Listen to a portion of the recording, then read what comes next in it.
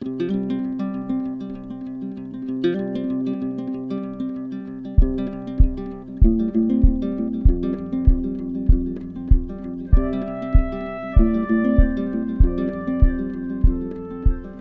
comenzar xa, entón, a última conferencia que pechamos estas xornadas, pechamos a parte das charlas, das conferencias, pero queda mañán, para quen lle apetece, non teña medo a chuvia e que era un pouco de aventura, entre comiñas, despois de ver isto que estamos vendo, temos a visita guiada ao Parque Arqueolóxico do Outeiro das Mouras, aquí en Salcedo.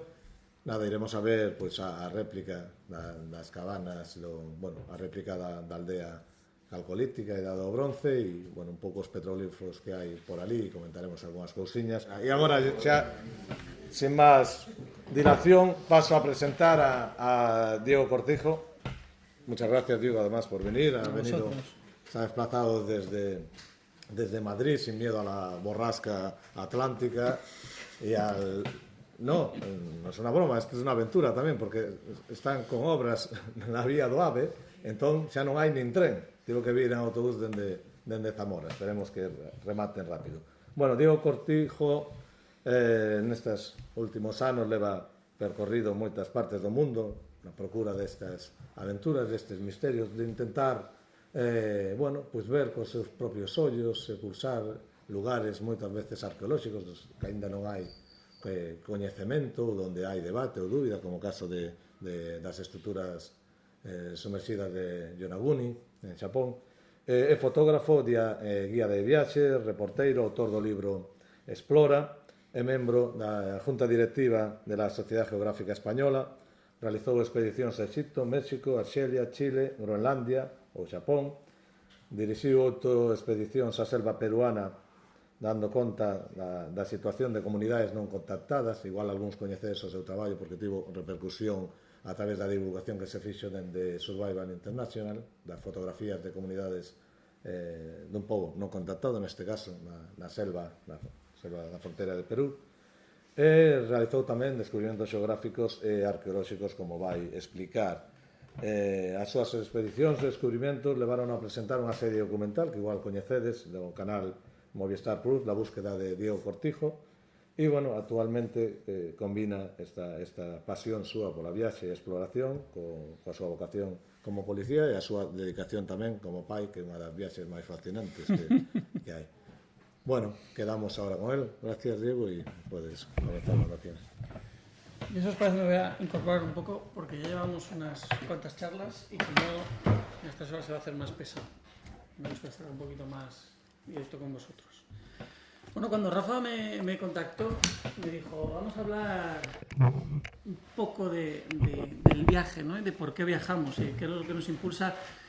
Y en mi caso, que se me ha puesto muchas veces la etiqueta de explorador, de ese aire romántico, ¿no? Que a muchos nos gusta arrastrar casi, ese aire decimonónico de los antiguos exploradores, esos para mí sí que eran exploradores, ¿no? Este año, además, es el 5º centenario de la salida de esa expedición de Magallanes y Elcano, y esos sí que eran exploradores, ¿no? Cuando la gente se iba, como ellos, 3 años se fueron para dar la vuelta al mundo, donde murieron más de 200 personas, quedaron 15 tripulantes que llegaron de vuelta aquí a España, donde tardaron, por ejemplo, 3 meses en cruzar el Pacífico, ¿no? Sin saber cuándo iban a llegar a algún sitio. Eso eran expediciones, ¿no? Y bueno, el motivo del viaje, pues aquí en estas charlas se ha hablado de muchos aspectos, ¿no? Desde las migraciones a temas históricos, arqueológicos, y en mi caso yo me moví un poco por las inquietudes personales que yo creo que todos tenemos, inquietudes existenciales. Al final es un poco por, me vais a perdonar, qué cojones hacemos aquí, ¿no? Eso me hacía preguntarme, seguirme. Yo era muy fan de Jimeno del Oso y de esos documentales donde periodistas se iban a dar la vuelta al mundo a buscar respuestas detrás de culturas antiguas, ¿no? Y hizo que, bueno, por suerte yo muy jovencito aprobé mi oposición y enseguida pude empezar a viajar. Y os voy a contar un poco mi experiencia, sobre todo en Perú, que es quizás el proyecto más largo que ha tenido más recorrido, donde he vivido las cosas más intensas en estos viajes. y un poco ese desarrollo de lo que yo inicialmente pensaba como cualquier turista, que al final me movía por esas inquietudes, esas cosas que uno lee y quiere vivir aventuras, y al final te das cuenta que bueno, nunca te esperas lo que vas a llegar y te devuelve un poco una bofetada de realidad esos viajes, diciéndote que, oye, que eso que tú pensabas llegar o eso que tú pensabas conseguir, cuando tú llegas a un sitio te das cuenta de que no está preparado a lo mejor para el turista, o que nuestra prepotencia occidental de querer llegar a los sitios ya, te está diciendo la Pachamama, la Madre Tierra te dice, no, tranquilo, que ya llegarás cuando yo te deje o cuando te lo hayas ganado, ¿no? Y en estas culturas eso está muy presente, digamos, esas ofrendas, ese respeto a la Madre Tierra que uno tiene que guardar para que te autorice a llegar a los lugares sagrados, ¿no? Yo cuando llegué a Perú, la primera vez que visité Perú,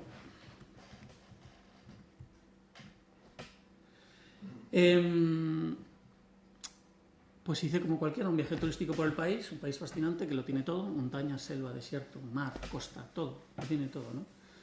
Y yo había escuchado las historias de ciudades perdidas, había escuchado las historias, como contaba Santiago, de dorados y paititis, y sí que es verdad que el dorado no deja de ser casi un arquetipo, ¿no? de una idea de ciudad perdida que a quién no le va a emocionar, ¿no? Pensar en encontrar una ciudad perdida, ir detrás de una ciudad perdida, es que es como una peli, ¿no? Pensar que vas a encontrar un tesoro, que vas a ir a vivir una aventura. Y con el tiempo me di cuenta, y con el pozo y mirando atrás te das cuenta que muchas veces vives esas cosas. El dorado no existe. El dorado es una idea que surgió en la laguna de Guatavita, en Colombia, cuando los españoles llegan y ven un ritual guatavita, un ritual muisca, donde a cada nuevo regente lo bañaban en oro, lo cubrían, lo montaban en una balsa y lo lanzaban a esa laguna. Entonces todo el oro se desprendía de su cuerpo y se hundía en esa laguna, una laguna que han drenado y han sacado allí kilos y kilos de joyas y de oro.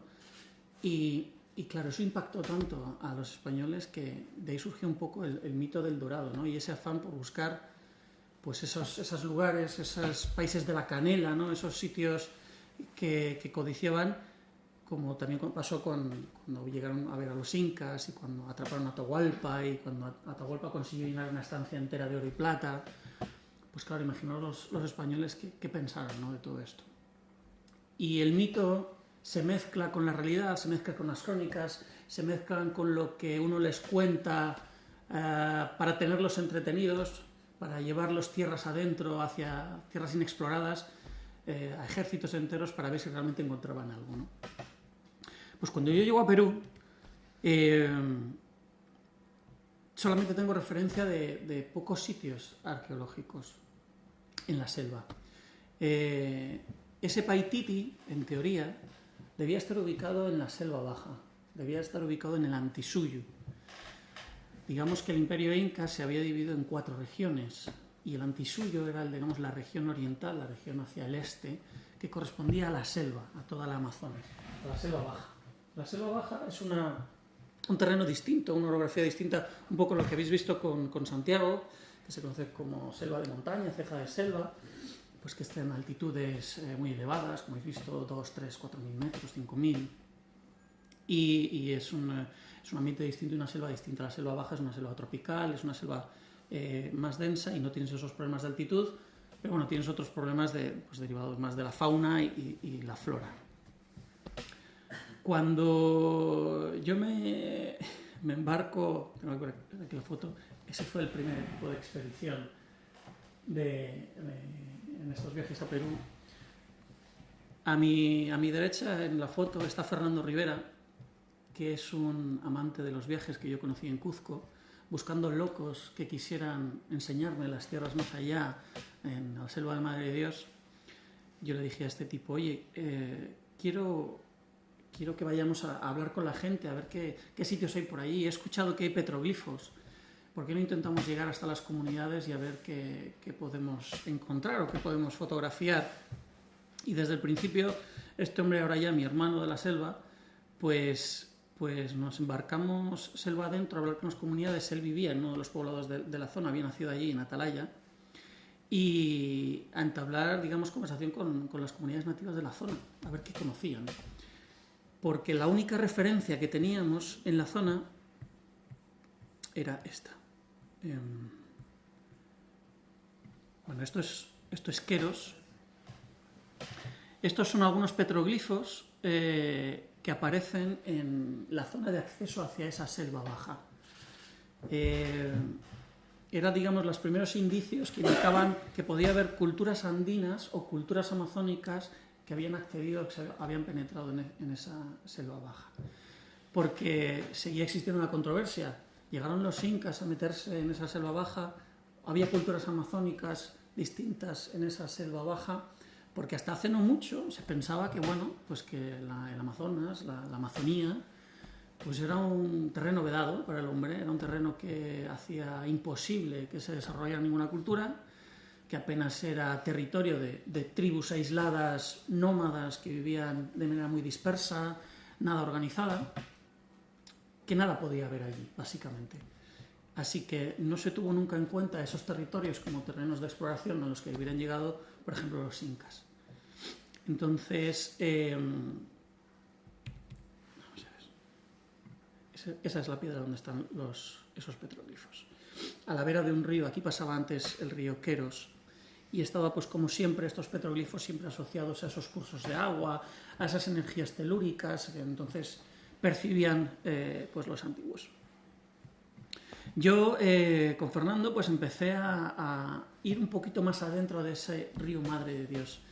El río Madre de Dios ha sido siempre el punto de penetración de un montón de expediciones desde hace 500 años, no solo explorando estas tierras hacia el este, sino explorando el Paititi, buscando el Paititi en muchos casos, y buscando tierras hasta donde habían llegado esos incas o esas otras comunidades.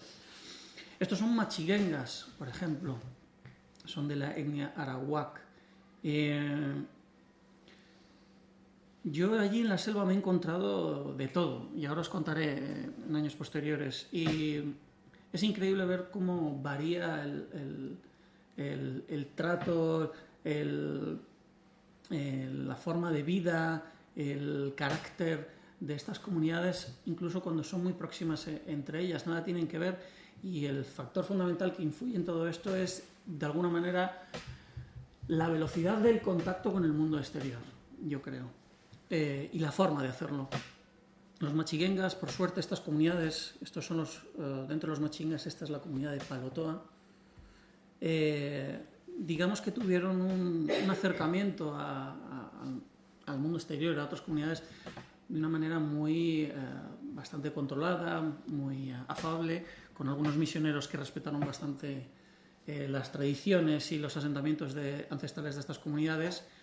Y la verdad es que han desarrollado un carácter estupendo que hace que todo lo que yo había hecho allí siempre haya sido muy fácil y me lo hayan puesto muy fácil.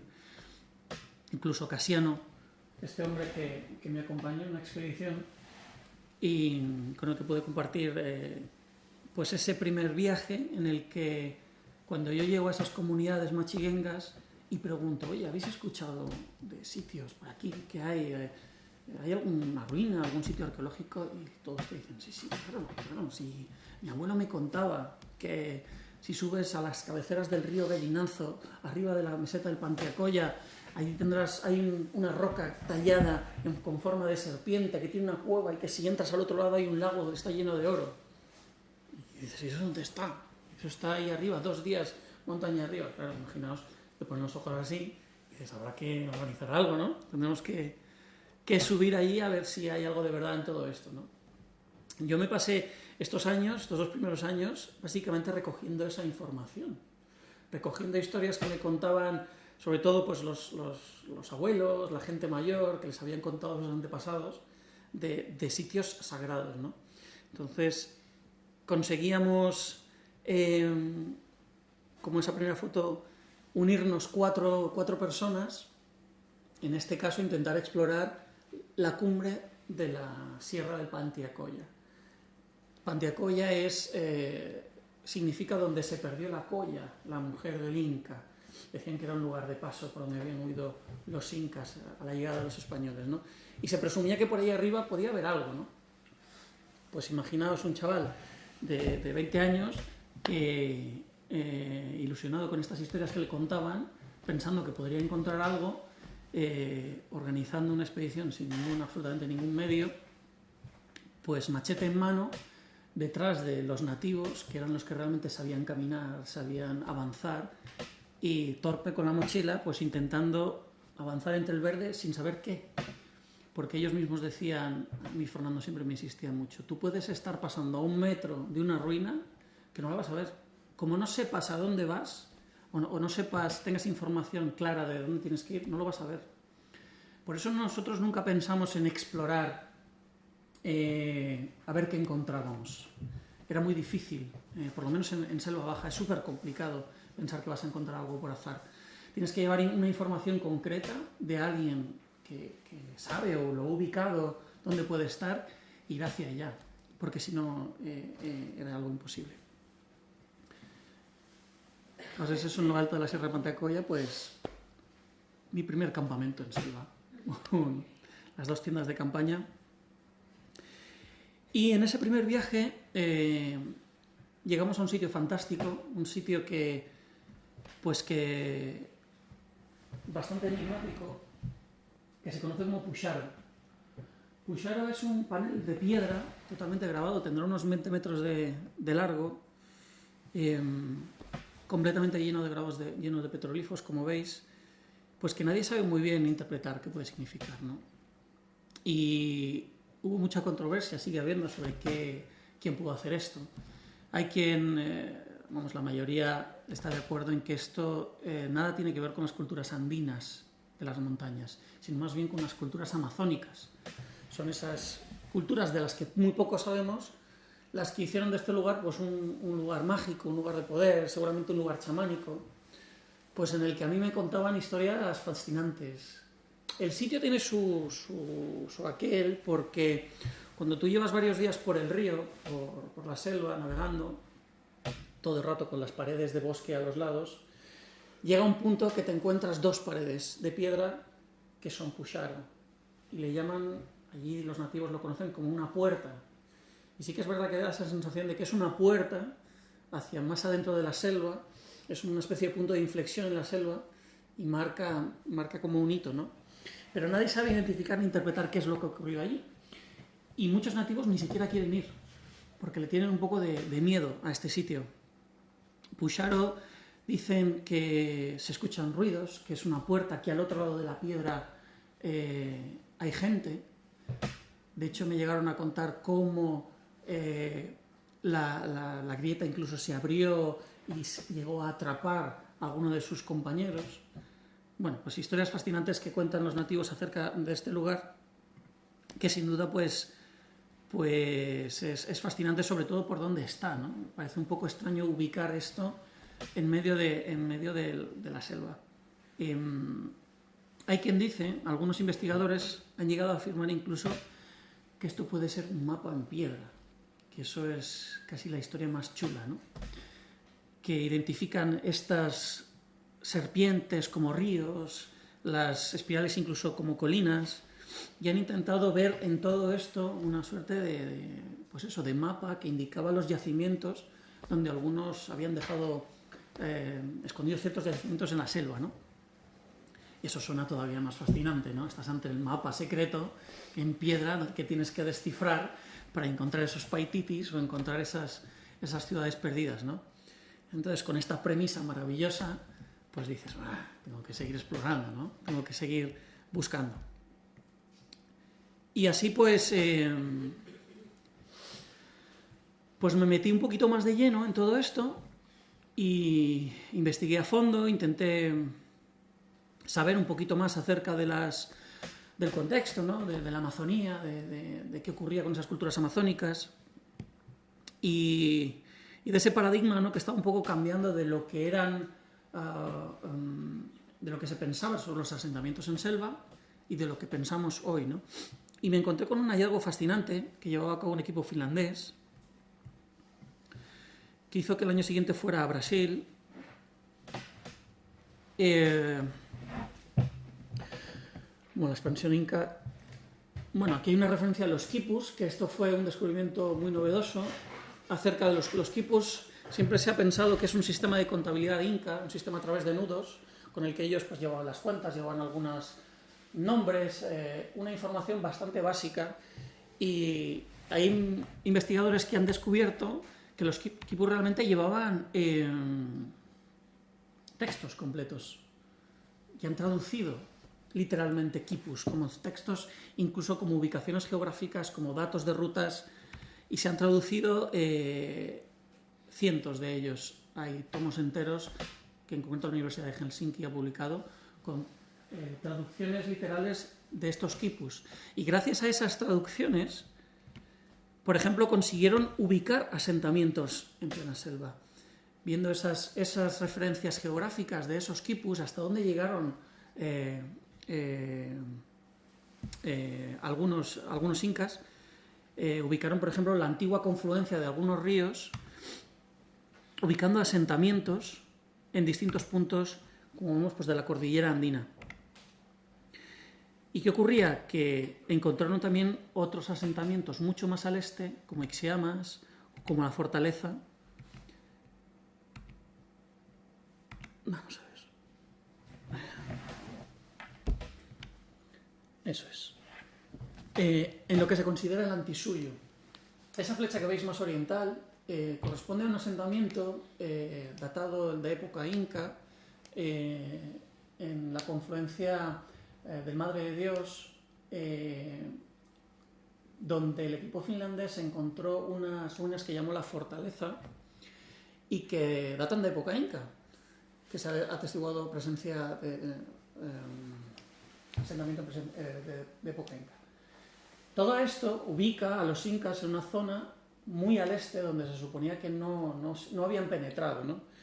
Y la premisa un poco de todo esto es entre esa flecha blanca que es Cuzco, esa capital del Tahuantinsuyo, del Imperio Inca, y esa flecha cerca de Riberalta, hay 600 kilómetros de terreno inexplorado, de terreno de selva baja donde no sabemos qué hay, donde falta un montón de exploración e investigación y donde quién sabe si hay paititis, ¿no? Y en ese terreno inexplorado, por ejemplo, vamos a hacer un pequeño zoom en el estado de Acre, en Brasil. Si veis todas esas manchas blancas, son calvas en la selva, la tala indiscriminada que hay en Brasil. Pues debido a esa tala, pues se han encontrado, que vais a ver ahora. Nos seguimos acercando. Y esa tala, por ejemplo, ha encontrado formaciones como esas, geoglifos en la tierra. Esa formación tendrá unos 250 metros de lado. Es una formación súper curiosa, enigmática, en la que no hay ninguna colina a la que subirse para verlo, que no hay arqueología asociada a eso. Está formado por unas zanjas, algunas de 5 metros de profundidad, 3 metros de ancho. O sea, son formaciones que requieren realmente una movilización importante de una organización grande para realizarlas, ¿no? Y se han encontrado muchísimas de estas, se han catalogado más de 100, y ahí veis alguna más. Ahí tenéis marcados solamente en el estado de Acre algunos de los que se han ubicado. Toda la frontera de Perú y toda la frontera de Bolivia al sur no se ha explorado nada, no se ha podido. Bolivia es un país muy complicado a nivel arqueológico, de permisos y demás, y no se ha podido determinar la expansión de esa cultura de la que se desconoce. Como os decía, ahí tenéis algunos asentamientos, Cuzco, los geoglifos de Acre, y nos da un amplio abanico de posibilidades ahí donde explorar, donde encontrar, quién sabe qué hay. Y es un poco la premisa con la que yo partía pensando, ahí tiene que haber algo, ¿no? Es un territorio también inabarcable, porque en selva baja explorar es, no voy a decir de locos, pero como decía, tú no puedes salir ahí como quien quiere recorrer kilómetros y kilómetros. Le decía antes a Rafa que yo, cuando he avanzado en selva baja, una vez que te bajas del bote para caminar, a lo mejor avanzas 2 kilómetros al día, no avanzas más. O sea que imaginaos lo poco que uno puede realmente explorar. Este es el profesor Martti Parsinen, en su caótico despacho en Helsinki, que realmente era de retratar, uno de los principales investigadores y arqueólogos que ha documentado más ruinas y ha hecho más excavaciones en el norte de Bolivia y en Perú. Y yo siempre digo, este hombre, por ejemplo, no lo digo yo, a mí me decía, Diego, si es que Paititi no es que sea un mito, Paititi no se ha encontrado. Paititi algún día aparecerá, nadie habla de dorados ni de ruinas llenas de oro, simplemente es un asentamiento que en muchas crónicas aparece, que efectivamente, quizás como dice Santiago, no tenemos el testimonio directo de allí, sino más que nada las crónicas de la gente que volvía de allí, de Paititi, o que hablaba de ese lugar, y quizás pues esté por aparecer, ¿no?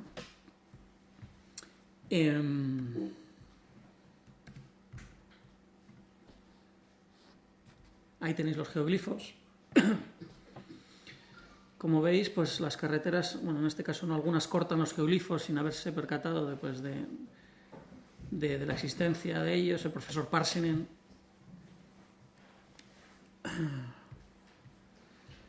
sobrevolando estos geoglifos. Y vuelta a Perú, vuelta a seguir esa ruta, vuelta a conseguir esa información de los nativos, pues con Machigengas, vuelta a puxar o a revisar ese panel lleno de petroglifos, vuelta a ver... A ver, yo aquí siempre pregunto, habrá alguno que igual ya lo ha visto, pero me gustaría escuchar vuestra opinión. ¿Alguien ve algo aquí?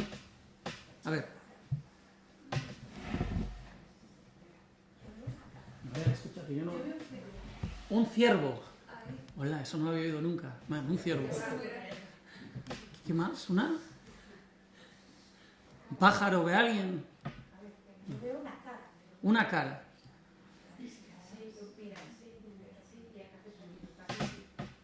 Pues efectivamente hay mucha gente que ve una cara. ¿Se ve el ratón? ¿Sí, no? El ojo, la nariz, la boca, el mentón. Ahora lo veis todos, ¿no? ¿Lo veis, no? Bien, pues hay gente que ve efectivamente un rostro, y no solo eso, sino que ve un rostro andino, un rostro de rasgos incas, de rasgos andinos, sí, efectivamente. Incluso podría llevar Una nariguera o el tocado, efectivamente todo corresponde incluso a lo que parece un rostro andino. Y dices, joder, entonces ¿esto qué pasa? ¿Que esto de petroglifo es de los incas? ¿Es de alguna cultura andina? Aquí en plena selva baja. Y digo, en mi opinión seguramente se trata de una pareidolia, de algo que nos parece... Sin embargo, lo otro, por ejemplo, lo que tiene debajo parece como una manito, como si tuviera algo. ¿Esta espiral? ¿O esta? Sí, como si tuviera algo, pues fuera algo que lleva una manita. Sí. En la mano, ¿no? Agarrado. Sí.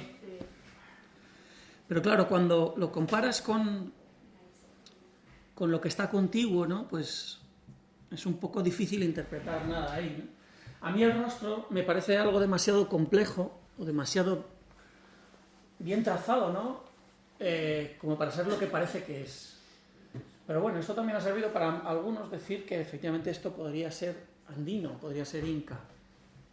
Y seguir pues con esa teoría de esas ciudades perdidas y esos lugares a los que los incas llegaron penetrando en selva baja, ¿no? Seguro que no es un mapa. Que no es un mapa, ¿verdad? En este viaje yo estuve con Nicolás Sacco. Sacco es un gine, que es un piro, que se conoce como es otra tribu de la zona, que vivía solo, y bueno, pues él durante un tiempo pues fue mi guía, nos llevaba, digamos, íbamos contactando con diferentes personas, en las que pasábamos la noche en su casa, nos llevaba, nos transportaba de un sitio a otro, y este año fue el que desgraciadamente murió. Yo estuvimos con él unos días y fue cuando tuvimos este avistamiento de estas conocidas fotografías. Estos son los Mashcopiros que nosotros vimos de una margen del río a otro. Pues que estas fotografías pues dieron la vuelta al mundo, porque, claro, estábamos poniendo cara, realmente había todavía la gente, incluso el Estado peruano, negaba la existencia de esta gente. Decía que eso de que hubiera gente realmente aislada, no contactada, como se dice, o en aislamiento voluntario, gente que realmente no tenía ningún contacto con el mundo exterior, que eso también existía en el siglo XXI, pues parecía increíble, ¿no? Y así es, y existen, y aquí estaba la prueba, como estaba empezando ya a escucharse en la zona, y se produce pues una situación muy complicada, muy delicada, porque si no lo sabéis, pues la problemática con estas comunidades es que, lógicamente, ellas no están inmunizadas a todos los agentes que nosotros sí estamos. Cualquier contacto con el mundo exterior hace que ellos pues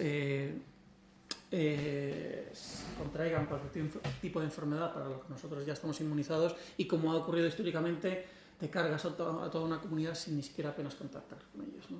Entonces es una situación súper complicada, que hace que además las referencias que ellos tienen de nosotros en general son siempre malas, porque toda esta gente proviene de la época del caucho, de cuando llegaban la gente, los exploradores de entonces, a extraer el caucho, a arrasar con lo que pillaban, a explotar a todo el mundo que pillaban, y obligaban a esta gente, a estas comunidades, a movilizarse, a cambiar sus asentamientos y en muchos casos a producirse enfrentamientos armados que acababan con muchos de ellos, ¿no?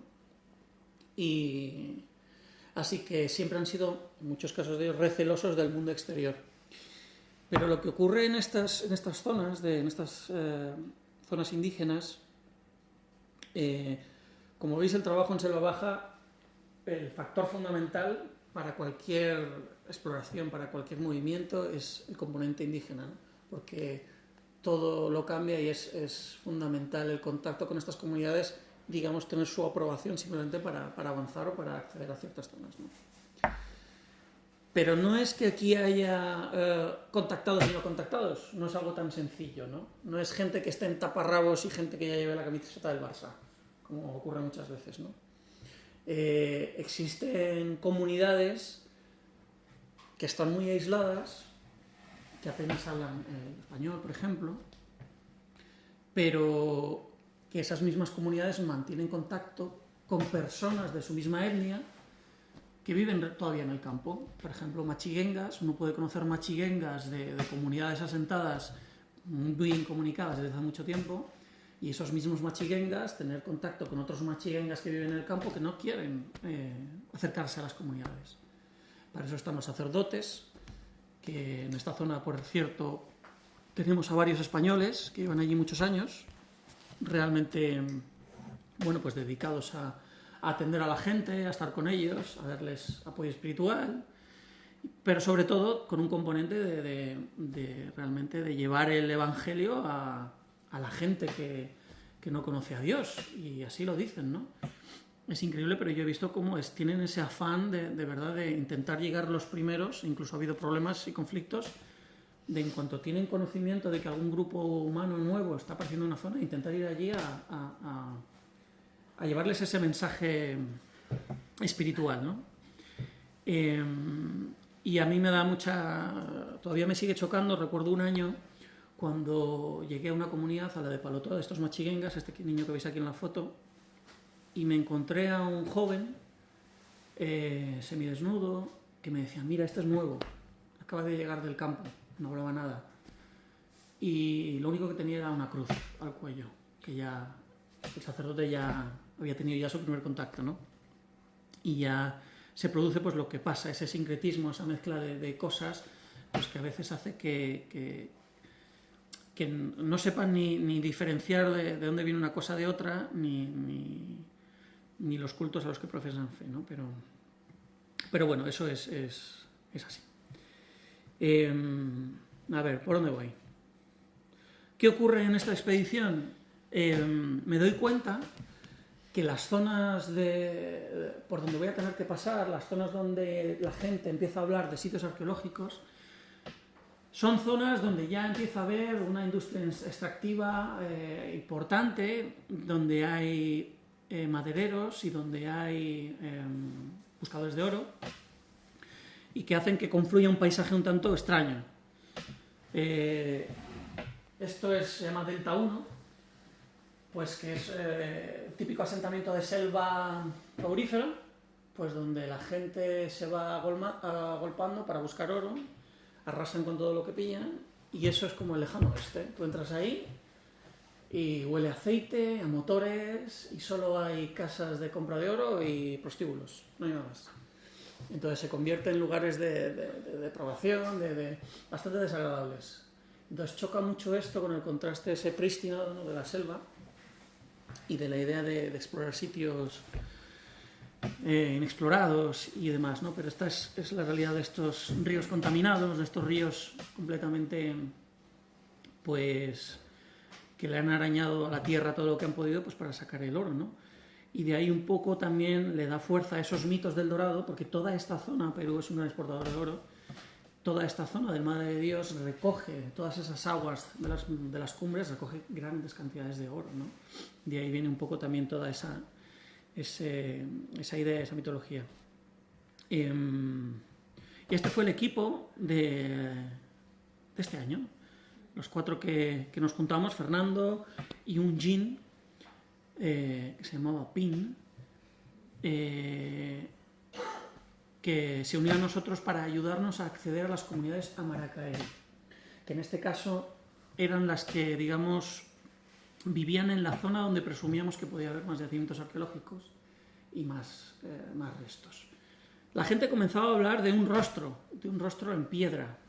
La gente decía que había, trabajando para empresas petroleras, donde contratan a muchos indígenas, pues, para subirse en un helicóptero, bajarlos a ciertos puntos para hacer sondeos, pues en una de esas bajadas en helicóptero, nadie sabe muy bien dónde, decían haber encontrado un rostro en piedra. Así que ese rostro en piedra, unido a las informaciones que teníamos de lugares arqueológicos, pues motivó un poco las siguientes expediciones.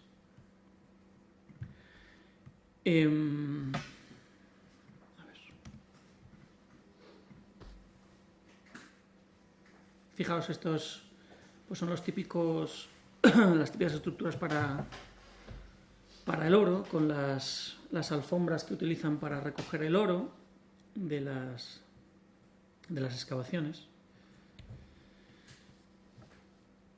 Es una zona conflictiva porque hay, bueno, es complicada, hay mucha delincuencia también asociada a todo esto. Y aquí tenemos, pues, el equipo que partimos a buscar ese rostro que decían que estaba en las márgenes del río Coriri. Luego os enseñaré un mapa ubicando un poco todo esto. Y así, con todo esto a la espalda, nos tiramos 2 semanas muy ricas. Y ya tardé 1 semana en llegar aquí, claro. Esta sin duda ha sido la expedición más dura de mi vida. Así os lo digo, porque no sabíamos muy bien hasta dónde teníamos que llegar, no sabíamos muy bien qué es lo que nos íbamos a encontrar. Y el problema de la selva baja es que dependes muchísimo de las lluvias, porque tienes que equilibrar muy bien el caudal de los ríos, lo que avanzas en bote y lo que avanzas andando. Todo lo que puedas avanzar en bote son kilómetros que te estás quitando de caminata. Pero para eso necesitas lluvia, para eso necesitas que el río llegue al caudal. Pero tampoco puedes tener mucha lluvia que no te permita avanzar por la selva con una cierta comodidad, ¿no? Entonces ese equilibrio a veces es complicado. Y bueno, pues este año hicimos una ruta bastante complicada durante muchos días, avanzando por selva donde tenía yo esos mapas del Instituto Geográfico Nacional, donde veía zonas blancas que ponían datos insuficientes. Entonces era como... era genial, ¿no? Estar por una zona donde ni siquiera el Instituto Geográfico tenía datos. Pues con material precario, y cada vez que encontrabas un pequeño sitio mágico, una cascada, pues era como un descubrimiento, ¿no? Y pensabas, ¿pero habrá estado alguien aquí alguna vez? ¿Habrá alguien andado por aquí? Y esa sensación, pues, era muy potente. hasta que llegamos a esta gran poza que la llamamos la poza del otorongo. El otorongo es el jaguar. ¿Por qué? Porque fue una especie de... de hecho fue un jaguar que estuvo un par de días un poco acechándonos, el que nos llevó hasta aquí, porque nosotros detectamos las huellas de ese jaguar delante de nosotros y después se colocaron detrás de nosotros y el jaguar vino detrás gruñéndonos. Hubo una ocasión en la que le vimos al jaguar apenas unos 20 metros gruñirnos, que es una cosa... porque el jaguar nunca ataca si no tiene claro que va a poder ganarte. Entonces, claro, éramos 6 personas, un jaguar que no tenía muy claro ni qué éramos ni lo que íbamos a hacer, pero claro, nos estuvo acechando y pasamos un día bastante complicado. Pero bueno, siguiendo sus huellas, conseguimos bajar de una colina y llegar a esta poza. Esta poza correspondía con lo que nos habían dicho la comunidad de Zamaracari sobre ese rostro en piedra que se suponía que estaba en la gran poza al final de la quebrada del río Coriri. Y efectivamente allí encontramos eso. No sé si se ve muy bien. Ahí sí veis el rostro, ¿no? Pues, y ahí además parece un rostro andino, un rostro inca de rasgos andinos, ¿no? Llegar aquí y hacer estas fotografías, pues supuso un cambio. Bueno, fijaos, desde aquí, desde el otro lado, os enseñaré otras fotografías.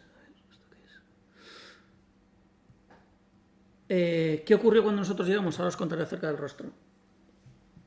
Que se suponía que era un lugar sagrado, un lugar mágico, pues como todo al que parece que no teníamos acceso, por lo menos yo, el profano, el extranjero, no debía estar allí, ¿no? Así que esa noche empezó una tormenta que duró 2 días y medio, sin parar de llover. Una tormenta tropical que hizo que nuestro campamento fuera arrasado, se lo llevara al río. Literalmente durmiéramos sentados en una roca, así, lleno de barro, sin saber dónde meternos, porque el río... Estábamos atrapados con el río, atrapados con todo, hasta que nos decidimos, cuando dejó de llover y bajó un poquito el río, decidimos regresar.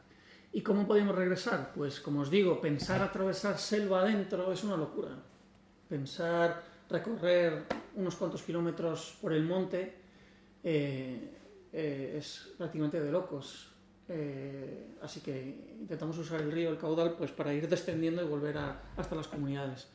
Claro, la estampa básicamente era coger tu mochila y dejarte llevar por la corriente muy despacio, de no dejarte las piernas entre las rocas, hasta que conseguimos que el río llevara suficiente caudal como para cortando unos troncos de balsa, de tupa, pues poder llevar por lo menos el material ahí, y cada uno de nosotros pues con nuestro propio bote salvavidas poder dejarnos llevar por la corriente, ¿no? Lo que ocurrió ese año es que, a ver si aquí, vamos a ver.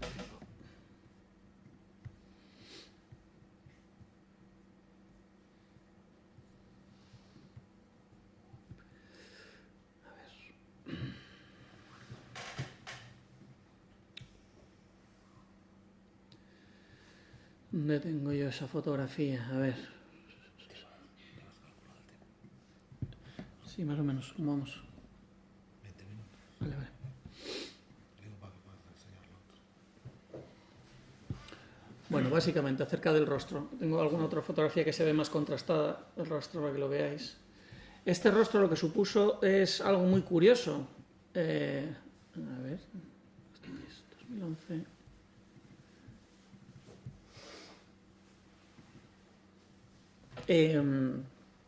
Cuando nosotros llegamos aquí, la gente no sabía ni dónde estaba, ni había ninguna información del lugar, ni de lo que significaba, ni nada parecido. Ni siquiera los ríos de la zona tenían nombre.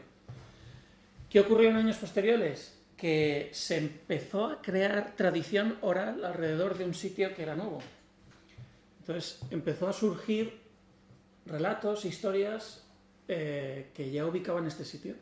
En los textos que se recogían sobre los Amarakaeri se hablaba de un amana, que era una piedra tallada. Una piedra tallada que según las comunidades no tenía nada que ver con esta zona, estaba al norte del Parque de Manu. Y empezaron algunas comunidades, los Amarakaeri, a empoderar, digamos, ese lugar, ese amana, a asociarlo a esto y, bueno, pues a surgir historias de que era un lugar sagrado, un lugar donde los guerreros iban a cargarse de energía, y empezó a crear, a atribuirle nombres a las quebradas que iban alrededor de este rostro, que a mí me sorprendió muchísimo. Se convirtió en el símbolo de la reserva comunal Amarakaeri, este rostro.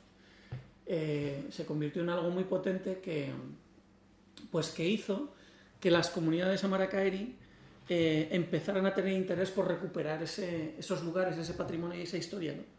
Lo que a mí me había costado mucho, que era un poco activarles, motivarles para, sobre todo, proteger esto de las industrias extractivas y petroleras, que lo único que querían era llegar allí pues para explotar estas tierras, pues intentar buscar otras vías pues de desarrollo del área, ¿no?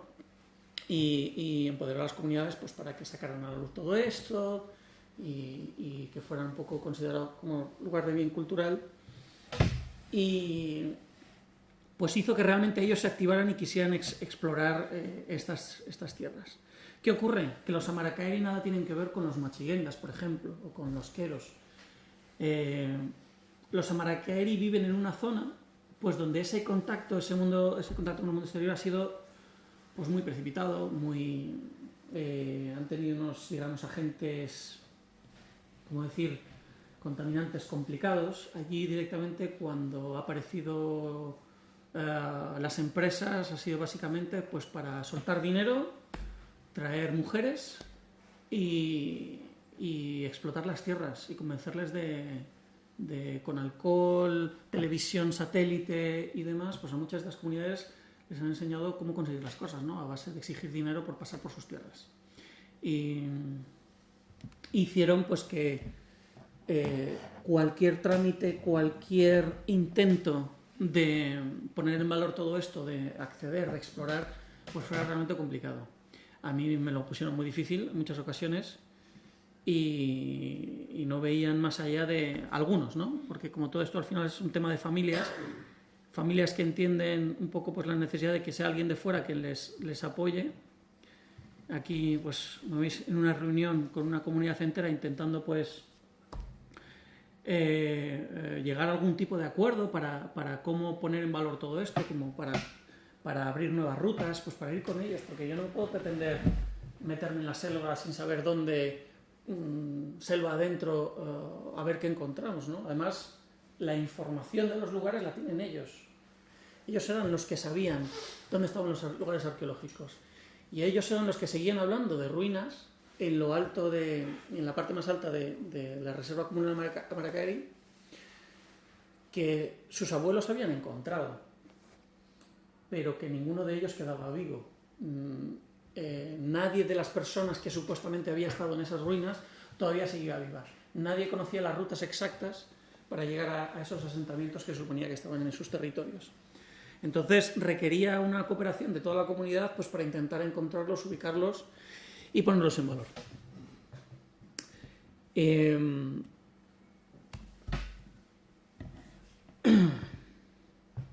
Así que bueno, este fue otra expedición, otro equipo que básicamente estuvimos durante días simplemente reuniéndonos con las familias, reuniéndonos con los servicios de guardaparques, intentando ver qué rutas podíamos establecer, por dónde acceder. O sea, a mí aquí, por ejemplo, pues me vino uno con un arco apuntándome, diciéndome que qué hacía un español aquí, intentando quitarles el oro. Entonces, bueno, pues son situaciones complicadas que no ocurren con otras comunidades, pero sí ocurren aquí, donde al final sienten ese rechazo, lógicamente, cuando lo que les ha llegado es un tipo que les suelta dinero y les dice, dame tus tierras, toma dinero y ya está. Esto es el Peque. Esta es la embarcación con la que nos movemos absolutamente por todos los lados. Es un motor ligero, un bote ligero con un motor de cola para surcar ríos con poco caudal. y aquí pasábamos los días. Y esta es la forma de ver por dónde cruzan los 4x4 cuando sube el río.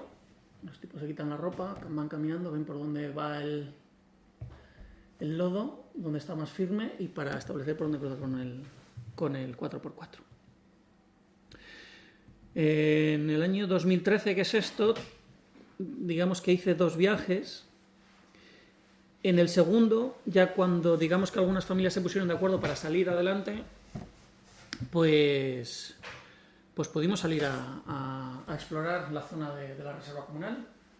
Y bueno, pues fue un grupo muy heterogéneo de gente que vino de familias que vinieron a este viaje, pues donde pues intentamos llegar hasta las zonas de, como veis al final, intentamos avanzar siempre por las quebradas, por esos riachuelos, porque como os digo, internarnos por aquí con equipo, con mochilas, internarnos por la selva es muy complicado. Al final intentamos dejar el equipo en un punto y avanzar con el machete y el equipo a cuestas es complicadísimo. Es lo que ocurrió el año anterior cuando la gran riada, y te das cuenta que sí, es imposible.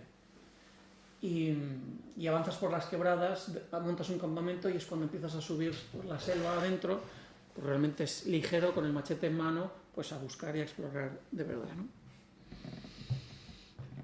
Fijaos aquí esta mujer descalza en toda la expedición. Ahí tenéis al equipo. El Gran Pedro. Y bueno, esto es comiendo monos. Es una cosa bastante desagradable, por cierto, porque cuando los pelas y bueno, parece que estás comiendo otra cosa.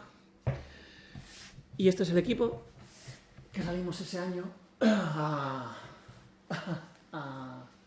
explorar. ¿Qué ocurrió después? Pues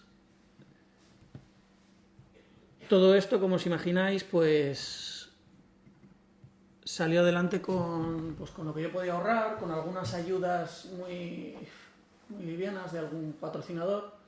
Hizo que en el año 2014 yo siguiera motivando a las familias para que salieran a explorar, y yo no fui para allá. Les mandé dinero a Fernando para que organizara un pequeño equipo para salir a explorar por la zona que nosotros habíamos estado. ¿Y qué ocurrió? Que encontraron el sitio.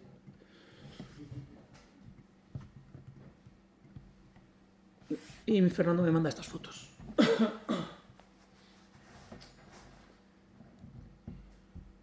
¿Qué ocurrió? Que ya sabían dónde estaba y yo suponía que eso lo iban a guaquear. Guaquear quiere decir que lo iban a saquear, que iban a empezar a mandar a gente a excavar, a intentar pues encontrar piezas. Y ese era mi miedo. Pues imaginaos mi impotencia desde España cuando me llega esta información, el año en el que yo no consigo ir, una expedición que yo, digamos, organizo desde aquí, y que pues tenía ese miedo. ¿Qué pasó? Que me puse como loco pues a intentar conseguir patrocinadores, intentar sacar adelante esta expedición, y empecé a contactar pues con productoras para hacer documentales, y hizo que en el 2015 pues Discovery Channel me contratará pues para hacer una expedición con ellos para una serie documental distinta a la mía, en la que conseguimos colar dentro de la temática de la serie que estaban haciendo ellos esta expedición con David Beriain. ¿Qué pasó? Pues que, claro, como todos los calendarios de producción de una serie de televisión, van cuando pueden ellos ir con el calendario apretado, a pesar de que tú les digas que es que en temporada de lluvias no vas a poder avanzar. ¿Qué ocurrió? Que efectivamente llegamos hasta un cierto punto y bueno, pues fue imposible avanzar más. El río estaba muy crecido, no se podía avanzar por la quebrada, y entonces era imposible. Y así sale en el documental de Clandestino de Discovery Max cómo no podemos avanzar más allá de esta playa después de una semana de expedición. Bueno, y con todo esto, pues hace que yo consiga llamar el interés por lo que yo hacía y pues tengo la gran suerte de que la cadena pues se interesa por mí, por lo que yo hago, y conseguimos vender una serie de televisión a Movistar. Y en esa serie de televisión pues consigo que se rueden capítulos acerca de viajes que yo había hecho con expediciones, y el primero de ellos lógicamente es acerca de Perú y el Paititi, ¿no? Y entonces pues con un equipo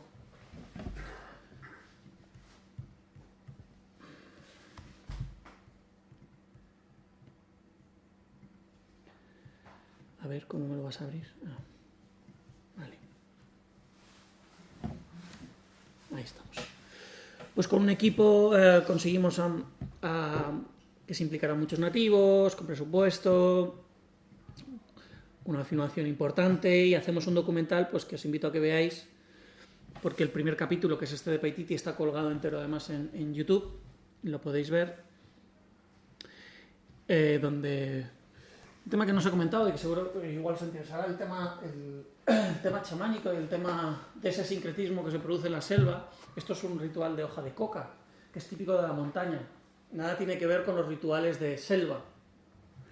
Los chamanes de montaña utilizan la coca y los chamanes de selva utilizan la ayahuasca principalmente. Y entonces, bueno, pues aquí se produce una mezcla de ese culto a los apus, a las montañas sagradas, y mezclado pues con los rituales de selva, los cultos como la ayahuasca, por ejemplo, que en este caso pues la gente de la zona no conocía la ayahuasca, que yo la he podido participar en 2 rituales de ayahuasca, y bueno, a mí me parece fascinante el tema, porque me parece alucinante cómo de presente está allí el uso de estos rituales chamánicos, ¿no? Yo siempre me alucinaba como, por ejemplo, la ayahuasca allí es utilizada de una manera cotidiana, hasta tal punto, por ejemplo, recuerdo un año que habían robado una de las tiendas de uno de los asentamientos de ahí de selva, y dieron un aviso a la policía intentó averiguar dónde habían llevado todo el género que habían robado de una tienda de consumibles de allí, y al tercer día el dueño tuvo que acudir a un ayahuasquero para que en trance viera dónde estaban realmente sus productos. Le dijo: baja por el río Madre de Dios, en la cueva 2 días, en una cueva en el margen derecho, encontrarás tus productos. Y efectivamente ahí estaban, ¿no? Y a mí me fascina mucho, y abre la puerta a un montón de cosas de las que podemos hablar cuando queráis, ese mundo chamánico, ¿no? Esas puertas que abren, ¿no? Esos viajes astrales que eran capaces de hacer, y que a mí me fascinan y me fascinaron, y que yo intenté experimentar, ¿no? Haciendo esas experiencias extracorporales verificadas, que es cuando un tercero verifica que tú has visto algo que físicamente no podías ver, ¿no? Y que ellos relatan de una manera totalmente normal y normalizan de una manera increíble. Y así documentamos ese año, y con una arqueóloga, ella con un permiso de prospección arqueológica, llegamos a este lugar con unas piedras talladas preciosas, un usno, una pirámide ceremonial, una pirámide de 3 escalones en medio de la selva, totalmente cubierta por vegetación. A ver, mira, ahí tenéis otra imagen del rostro, ¿lo veis? ¿Veis? Igual se ve más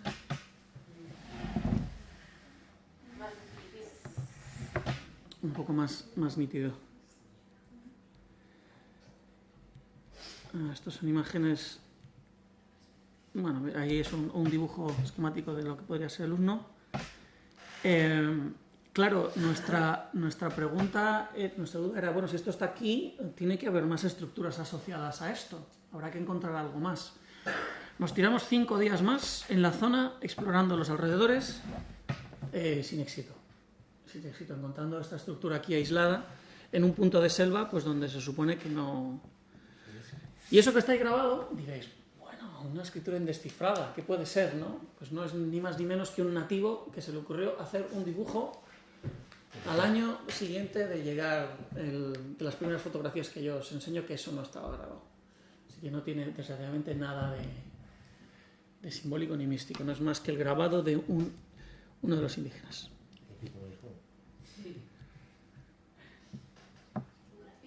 Un graffiti, efectivamente. Bueno. Bueno, fijaos, aquí tengo algunas imágenes. Pues esto es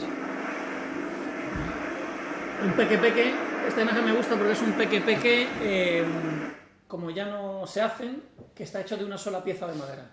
Es un tronco partido a la mitad, del que sacan 2 peque-peque, lo vacían y es el peque-peque más rápido de la galaxia, porque no pesa.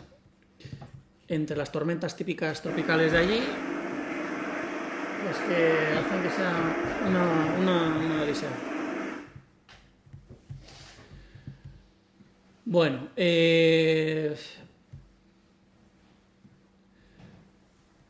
os podría contar muchas cosas de muchos lugares, de historias, de culturas que seguro que os fascinarían.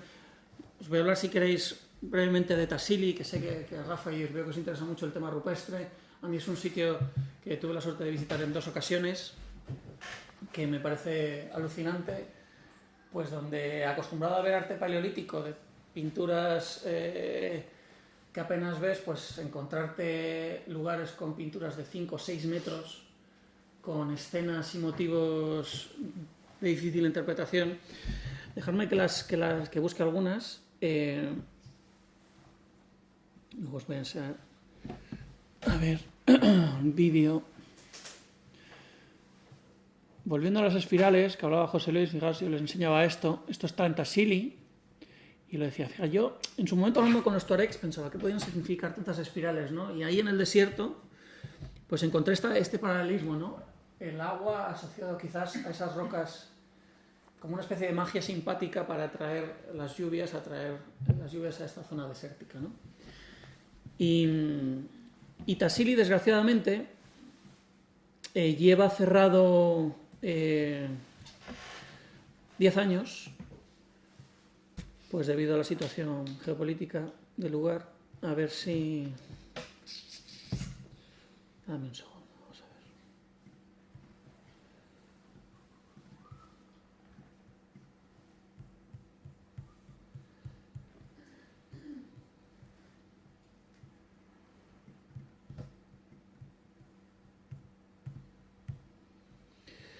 A ver,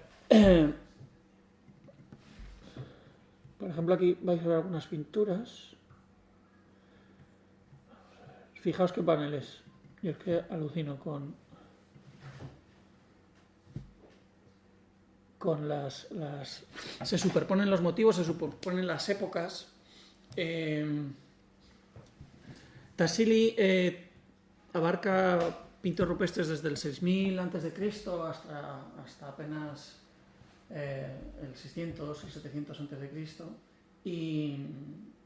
Y es muy curioso pues cómo la información que tiene allí, además cuando se descubrieron estos grabados, mira, fijaos qué paneles, esto es el dios con orantes, le llaman, porque aparecen una serie de seres como orando a la figura principal, le llaman el dios con orantes. Y una de las particularidades del sitio es que cuando esto fue descubierto por el francés, por Henry Lott, el tipo hablaba de los diferentes periodos pictóricos, hablaba de los diferentes estilos, y el más antiguo de todos ellos, el más abstracto, lo llamó el periodo de los cabezas redondas, y él mismo los bautizaba como marcianos, porque, bueno, pues eran una especie de seres sugerentes, ¿no? Con esos cascos, como él decía, y los llamó marcianos, ¿no? Y eso hizo pues que se popularizara mucho. Y a ver si tengo aquí alguna...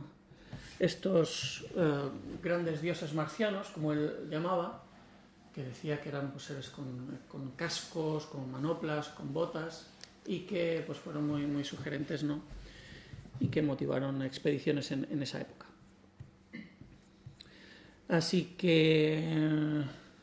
Bueno, soy media, ¿no? Os voy a enseñar, por ejemplo, lo que yo he usado, por si no, igual lo conocéis, un programa que es online, Aquí tengo por aquí alguna fotografía por el tema de las pinturas rupestres. Fijaos, yo he utilizado un programa para, si tenéis fotografías de pinturas rupestres, hay un programa online que se llama D-Stretch, lo ponéis en Google y os saldrá, y de forma, digamos, online podéis cargar imágenes y con distintas, digamos, programas de filtrado podéis resaltar diferentes texturas, colores, y este programa es utilizado cuando yo fui al Museo del Hombre en París a hablar con el equipo argelino-francés que está investigando Tassili, que es el único que ha hecho una investigación sobre el lugar.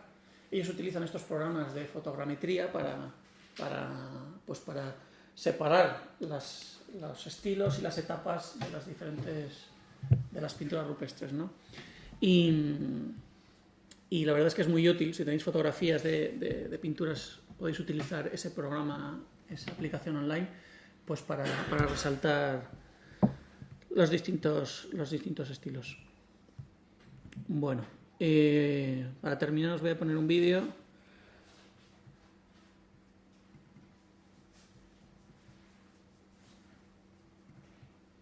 A ver si tengo alguna cosa más. Vale, ponemos el vídeo, ya está. Y nada, pues, ¿qué os voy a contar? Al final, esta aventura de Perú, como muchas otras, pues surge de manera inesperada. Yo nunca me imaginé que dedicaría tantas horas de mi vida a estar en un sitio como la selva peruana, pasándolo francamente mal, a que se me pusiera la etiqueta de explorador. Y de eso iba un poco el título de la conferencia, ¿no? De ese viaje a Ítaca, ¿no? Como decía el programa de Cavafis. Que si al final esto no trata de llegar a las ruinas, a la ciudad perdida, ¿no? Yo pensé, lo comentaba antes en la comida, ¿verdad?, que cuando yo llegué a Perú ellos decían, no, si ahí hay una ruina, digo, pues llegaremos, ¿no? Está ahí arriba. Y me costó 7 años llegar a encontrar cualquier cosa, ¿no? Encontrar algo. Así que, y al final lo importante ha sido eso, el proceso. El camino es lo que te transforma al final, es lo importante y no el objetivo concreto, ¿no? Pues ese regreso a Ítaca permanente es lo que yo siempre reivindico, más allá de los hitos de la fotografía o del descubrimiento del lugar, ¿no? Y el seguir buscando y el seguir explorando. Dentro de cada uno, yo siempre me dice, es que ahora yo no me voy a ir a la selva a explorar, digo, nadie está hablando de eso. A mí me gusta hablar siempre del concepto del círculo de confort, ¿no? El viaje de aventura de cada uno no es a la selva amazónica, no te tienes que ir a Perú. Cada uno, yo siempre digo que la aventura empieza cuando pones un pie fuera de tu círculo de confort, sea del que sea el de tu casa, el de tu barrio, el de la ciudad, el que sea. Pues ahí es donde empieza realmente la aventura para cada uno y eso es lo que al final nos transforma porque nos convierte en otra persona. Hablábamos esta mañana levemente de esa idea de por qué el viaje y por qué nos transforma, ¿no? Por lo menos para mí te convierte de otra manera vuelves a ser un poco un niño en el que intentas dejar atrás o intentas dejar a un lado los prejuicios, los estereotipos, todo lo que uno arrastra, pues para adaptarte al mundo al que te vas a acceder. Miras con ojos de niño las cosas nuevas, los olores nuevos, y para mí eso es muy importante, muy potente, ¿no? Esa transformación personal que uno sufre, que te hace tomar perspectiva de otras cosas y pensar que a lo mejor, acostumbrados a nuestro etnocentrismo y a ver que el mundo occidental hace las cosas mejor que nadie y a los ritmos mejor que nadie, pues a lo mejor tomamos conciencia de que las cosas se pueden hacer de otra manera. O a lo mejor pensar y acordarte de estas comunidades nativas y pensar de cosas que nos hemos dejado en el camino, de conexiones espirituales, que no digo religiosas, que seguramente con las que estén mucho más conectados estas comunidades que nosotros, y que yo estoy convencido de que son fundamentales pues para curar empatía y vivir de una manera más plena. Me preguntaron una vez en una entrevista, ¿pero esta gente será más feliz que nosotros? Qué pregunta más difícil, ¿no? ¿Podrán ser qué te da la felicidad? Que tengamos muchas cosas nos da la felicidad o no. Pues el viaje, una de las tantas cosas que te da es esa perspectiva de qué necesitamos para esa felicidad. Si es un estado o al final es ese camino del viaje hacia Ítaca que es lo que nos transforma, ¿no? Os voy a dejar un vídeo y terminamos.